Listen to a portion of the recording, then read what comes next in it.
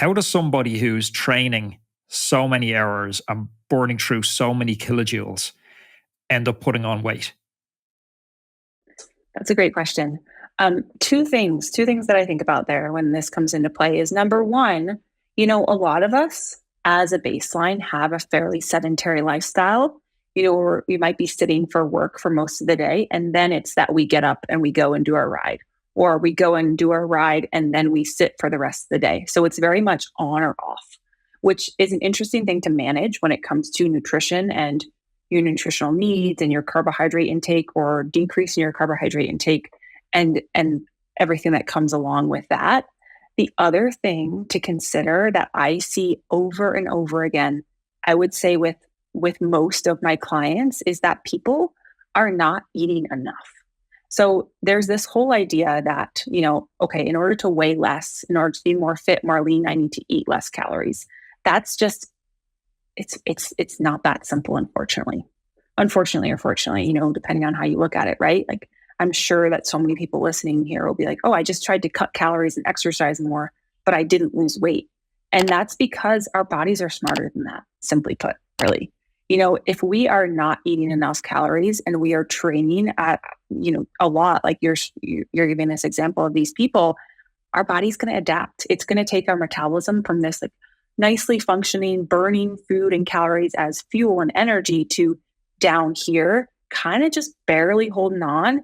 And it's going to tend to hold on to more calories as fat and store it because it doesn't know when it's going to get enough calories this afternoon or that evening or the next day or not. So a lot of people I find are in this, like they're in too much of a calorie deficit. They're not getting enough calories consistently enough to meet the demands of their training, and their metabolism is responding to that.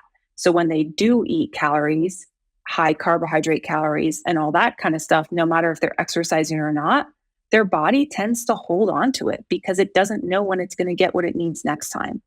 And that can be a really damaging place to be and a challenging place to be for people who want to lose weight.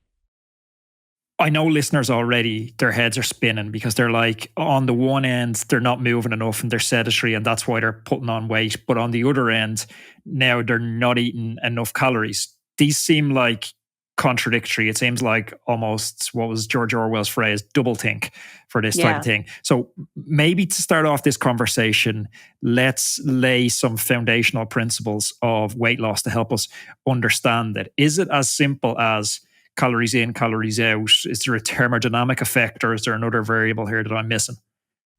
I will say this, it's not necessarily that they're not active enough. They can be active enough. They're exercising on a regular basis, moving their bodies on a regular basis, but they then just also have that baseline of oftentimes a sedentary job.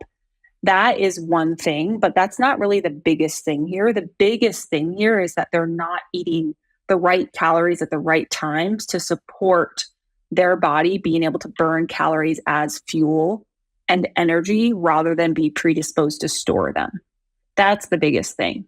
So, the way that I look at this is, yes, it's not about just calories in, calories out. It's about giving your body the calories it needs when it needs them to burn them as fuel to support performance, but also knowing that, hey, my calorie needs on a Thursday and Friday may not be the same as my calorie needs on a Saturday and Sunday when I have multiple hours on the bike.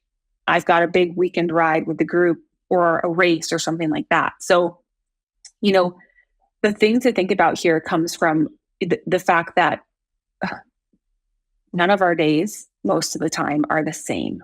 So what comes into play here is that it's really important for people to understand how to tweak their calorie intake based on the variability of their days, whether they're sitting at their desk all day or sitting in their saddle all day.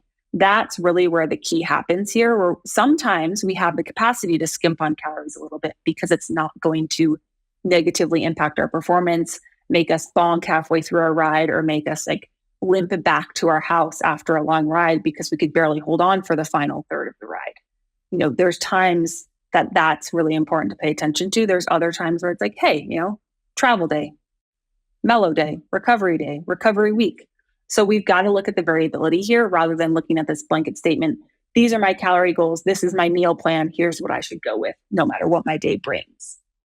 Yeah, so those reductionist arguments just don't work in something as complex, it seems. If you enjoyed this video and you want to keep binge watching the content, check this video. It's a cracker. Also, don't forget to subscribe to the channel. That way, I can catch you in the next one.